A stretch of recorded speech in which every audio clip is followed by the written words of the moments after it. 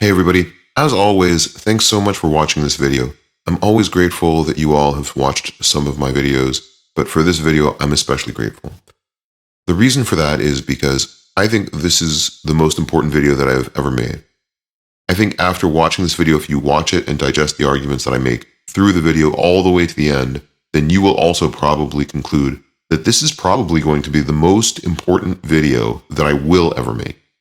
Now, right off the bat, I just want to acknowledge that I do have a lot of fans and watchers who are Christian and a lot who are atheists. And I'm going to make this video, I think, very accessible, very appropriate, and very relevant to both groups. So if you're an atheist, I still hope that you watch this whole video, even though the topic is the crisis of Christianity. I think this video is going to be relevant to atheists for a number of reasons, and I have some specific talking points that I've specifically tailored that are questions that I want atheists to chime in on throughout the video. Now, normally at the beginning of my videos, I start off with some cute stuff, some background information about the channel, and all the things I want you to like the channel, I want you to like the videos, please subscribe. I'm not even going to say that stuff in this video. And the reason why is because I think that the points that I'm going to make in this video are so important that I think they outshine even the self-promotion that I usually do at the start of most of my videos. So I'm just going to forego all that stuff.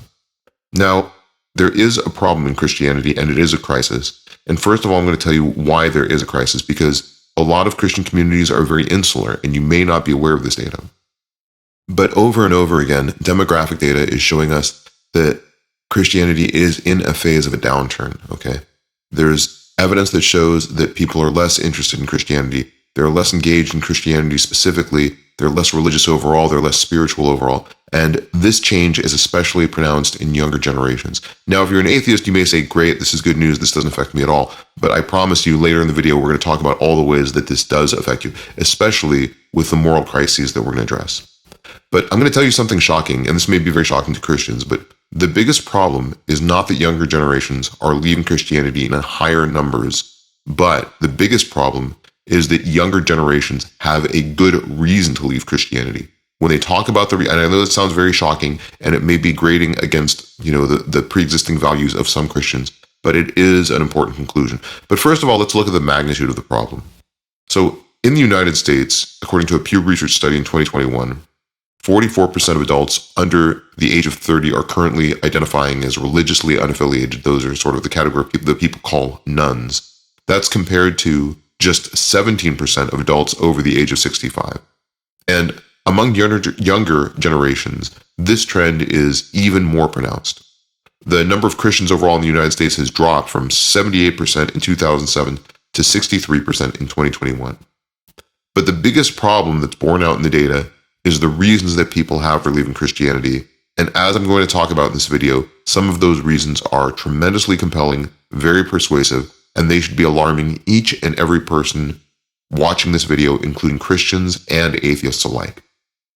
Now, I've devoted a lot of time and a lot of the books that I've written to criticisms of Christianity. I'm not going to talk about most of the criticisms, so this is not an exhaustive list.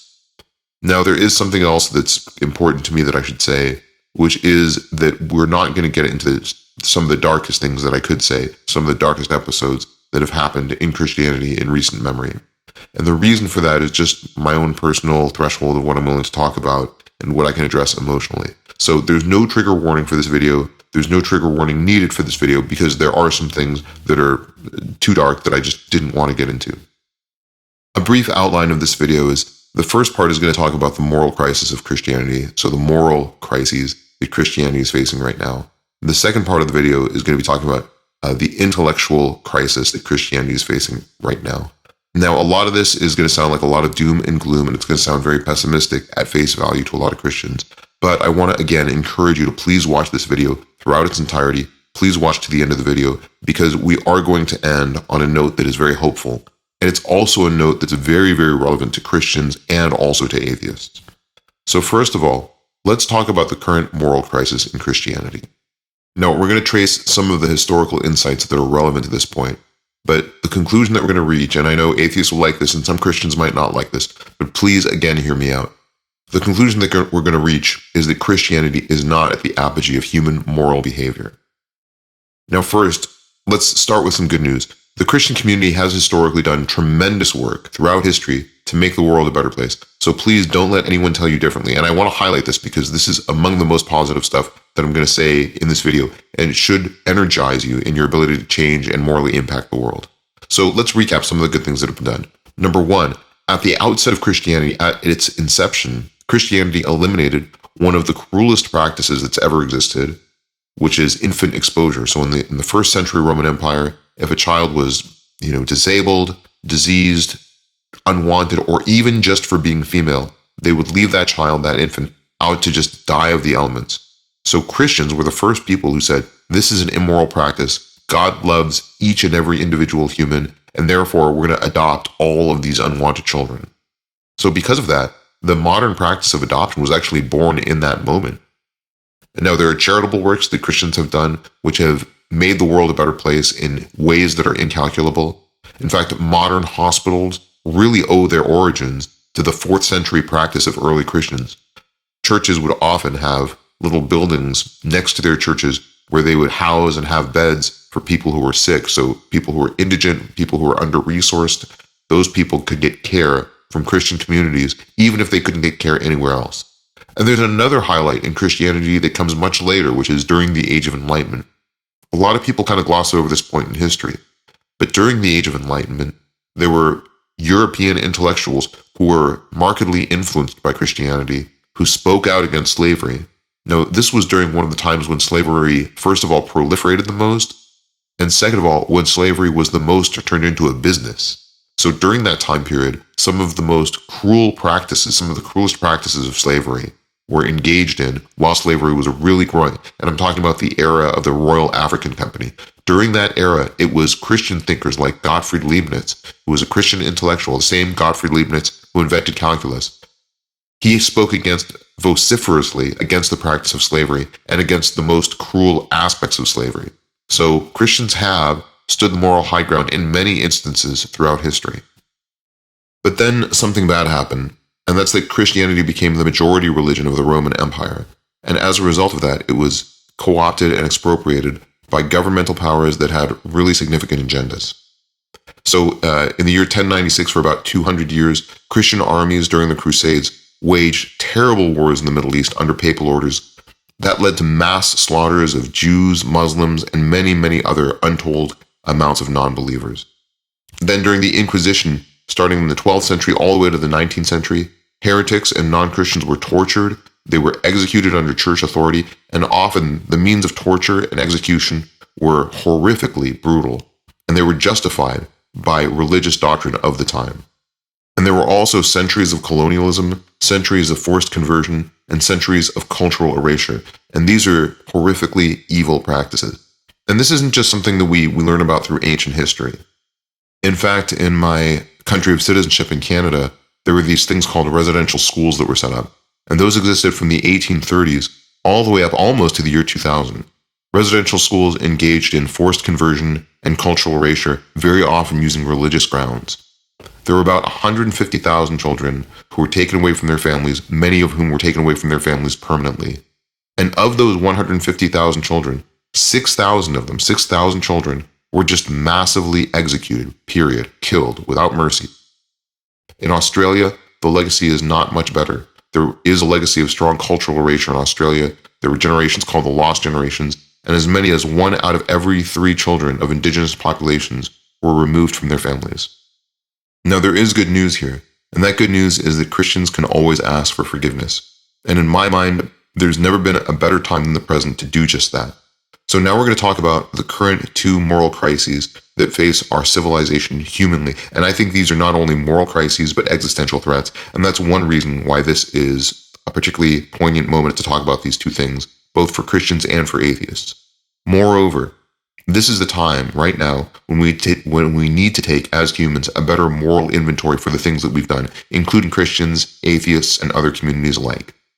But failing to address these 2 moral crises creates a particular problem for Christianity for several reasons. First of all, it shows where the priorities of Christianity are. Second of all, you can't really create allies unless you can show that you have a common cause or unless you can show that your cause is just. And finally, if you let evil exist while doing nothing about it, then you become passively sort of complicit in its existence, essentially giving tacit consent to the existence of that evil. So, in other words, Christians, if you are acknowledging these two moral crises and you're not doing anything about them, then aren't you almost as bad as the people who are perpetuating these two crises? All right, so what are the two crises that we're talking about? The first one is the destruction of the environment by humanity. And it shocks me over and over again with every conversation that I have that people almost seem to believe that environmental destruction is not a big problem, and almost because of political and religious reasons, which is just really surprising to me. Consider that the most famous passage of the Bible is probably John 3:16, "For God so loved the world." Now that starts off with the presupposition that God loves the world. So aren't humans sort of at fault for defiling the world? And you can look at plenty of other scriptural passages that point to the fact that we are tenants of the world. We are its stewards, but we do not take ownership of the earth. And this is very justified with scripture. Genesis chapter 1 verse 31 says, "God saw all that he had made, and it was very good." Psalms 24 verse 1 says, "The earth is the Lord's, as is everything in it." Genesis chapter 9 verses 12 through 13 says, "This is the sign of the covenant I am making," this is God speaking, "with every living creature, the covenant between me and the earth." So again, iteratively, the Bible says that we're tenants, we're not landlords. The earth is not ours to ravage or do with as we like. And that's exactly what we've done. We've decimated the earth. We've decimated ecosystems. We've poisoned ourselves and others. 1 out of every 9 human deaths globally is linked to air pollution directly. Here's another shocking statistic. We've lost 70% of all wildlife just since the 1970s. That's different types of animals across the board who have gone extinct or who have been eliminated from the Earth's biosphere forever. 70%. Here's another shocking one. We've altered 75% of Earth's land surface. Only 23% of the surface of the Earth still remains to be wilderness, and even that's shrinking. That was shocking to me.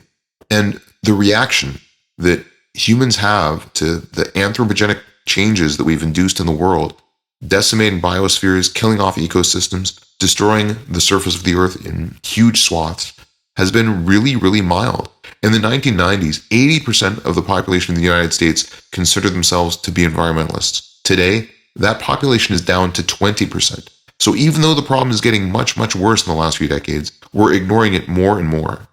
If you review some of these statistics and some of the other existing data, and I won't cite any more statistics, but there's an inevitable conclusion that you reach, which is that the earth is being poisoned and that every living thing on the earth is scurrying for cover because of our desire to profit.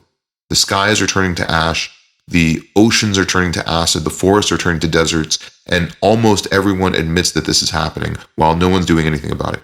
And at the same time, I don't want to gloss over this too much, but cruelty towards the animals that we steward has exploded.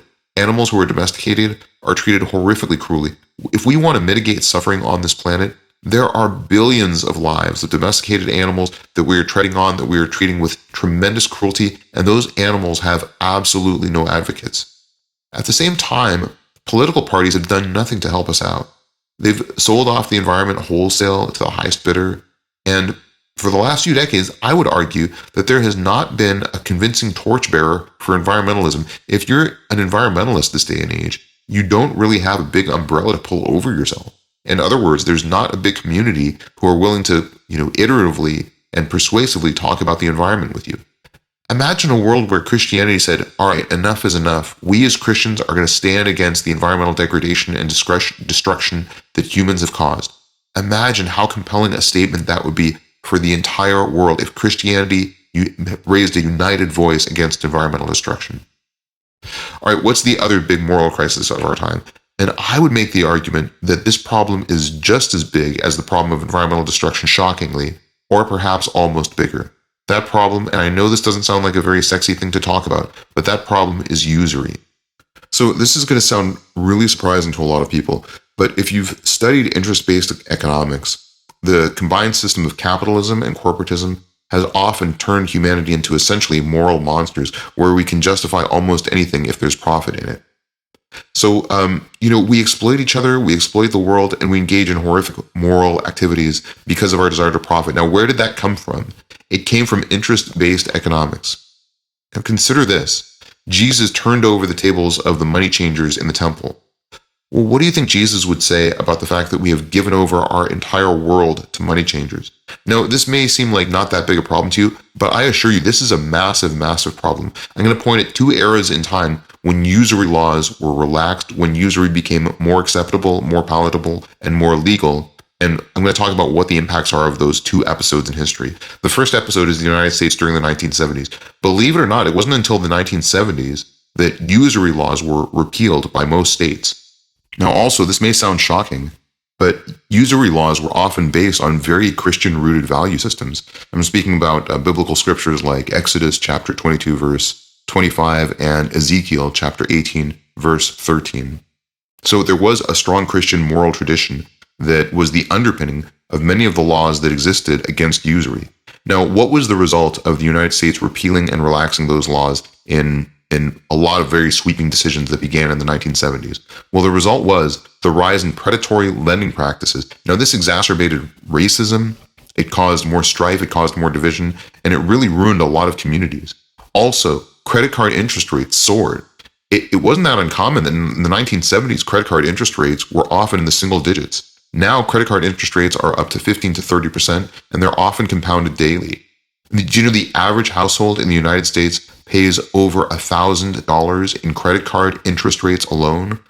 And there's even more predatory lending practices like payday loans. And those can have interest rates as high as 600%.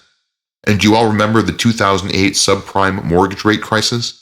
Well, subprime mortgages were able to be offered because we had very, very relaxed laws against usury.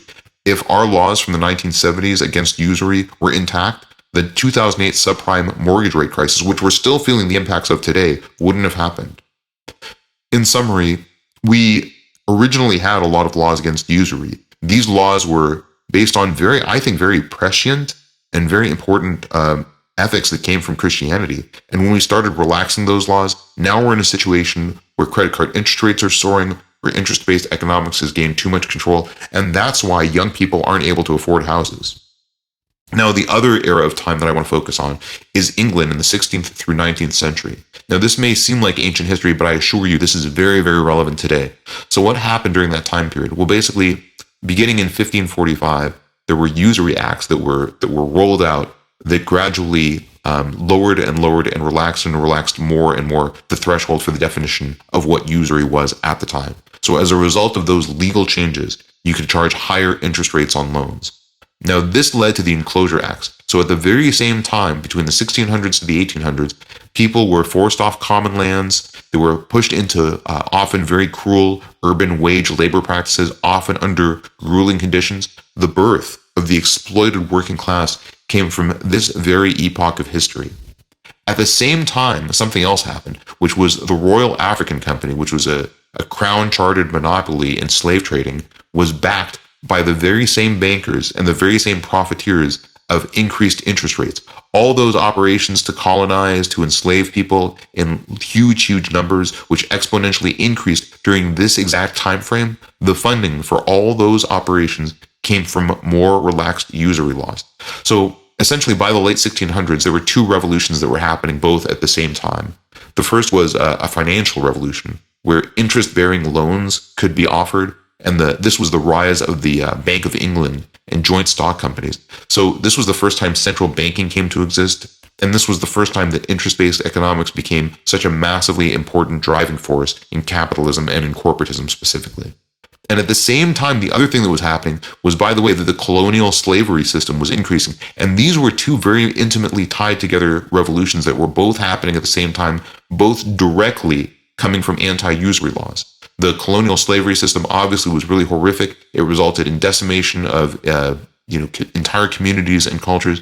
And the most important thing about that era was it was an era during which exponentially we treated our slaves we subjected our slaves to much more cruel situations. So the treatment of slaves through corporatism became much more horrific. Now, slavery is explicitly illegal, and yes, it should be. Slavery is absolutely morally repugnant. There's a subtype of slavery called debtor slaves, where you became a slave for, sometimes a specific duration of time, or sometimes permanently, just because you incurred such a huge debt that you could never pay off. Now, I think you can easily analogize this to current times. How many people have been forced into homelessness or forced into horrific work conditions because they had medical bills that they couldn't pay, or even student loans, or even other debts? I think we're perhaps raising generations of young people who are born into a system of insurmountable debt, who feel like they will never escape that debt. Now, here's the good news. The good news is, imagine what the world would look like if Christians, as a group, said, this is usury, it's sinful, and we will no longer tolerate it. I'm telling you right now, if you want to turn on young people to Christianity, just adopt the same value system that is already baked into Scripture. If you adopt that value system, if you say, hey, you know what, from now on, we as Christians are going to stand against usury, I guarantee young people will be flocking to Christians. And also, you'll be on the right side of moral history. And also, if you need another reason to do it, it's absolutely the moral right thing to do. Now, I was planning on giving a little bit more of a historical background, but I don't want to make this video too long. But it does bear repeating that the rise of secularism during the Age of Enlightenment was not just something that was intellectual, but in a morally neutral vacuum. In fact, the rise of secularism was because these very trends were being potentiated. They took the teachings of Aristotle and they put them at the center of the intellectual tradition at Oxford University and at many other universities throughout England. And Aristotle, if you didn't already know this, has really horrific beliefs about the way slaves should be treated, about what culture should be turned into slaves, and about the treatment of women. Aristotle's views are morally abhorrent, absolutely morally horrific. And those views were put at the center of the English intellectual tradition during this very era of human history. And it was, in fact, strident Christians, people like, again, Gottfried Leibniz, who spoke out against this trend at the time. So I won't go into a whole lot more details about that, but it is something that likely deserves its own video. So we've talked about these two moral crises. And where have the moral priorities been of Christians while these crises have threatened human survival and decimated society and turned us into a culture of moral monsters? Well, the priorities of Christianity have been on the very fringe and divisive topics. Like, for instance, we've poured millions and millions of dollars into anti-LGBTQ legislation, often in other countries. Did you know in 2023 in Uganda, there was a law passed, largely because of Christian funding of the current administration in Uganda, which made it illegal to even harbor somebody who's queer. So I'm not even talking about being queer, I'm talking about protecting the identity of somebody who's queer. And if you were LGBTQ in the same legislation, you could get the death penalty. Now, I know many Christians who still feel that being queer is a sin, that being queer is sinful. But whatever advocacy you've had for that cause, you have to admit that some of the agenda of Christianity, especially in countries in Africa and particularly in Uganda, are so abhorrent, so morally horrific, that how can we support those laws? And the point is this. This illustrates where the priorities are of Christianity. So rather than tackling environmental destruction, rather than tackling usury, Christians are focusing on the wrong things at the wrong time. And I think because of that, Christianity is really letting down, particularly the young people, the future generations, who need Christianity to be moral advocates the most. All right, so hopefully I've made the point here that Christianity is becoming complicit in the existence of these two evils, and that this has become a big problem, and this has precipitated a huge moral crisis for Christianity, and this is one of the big things that is turning away young people from Christianity. But there's another crisis that Christianity is facing right now, and that is an intellectual crisis. For some reason, we have allowed Christianity and science to be antagonistic viewpoints in many circles, particularly in fundamentalist circles. And that's because of this doctrine of biblical inerrancy. Now, when I talk to Christians about this, many of them are very shocked. So I'm just going to trace a little bit of history here. Did you know that many of the early Christian founders all believed that the Old Testament was not meant to be taken literally, and it was not meant to be taken as inerrant, that there were discrepancies. Those discrepancies were in fact celebrated and very thoroughly studied.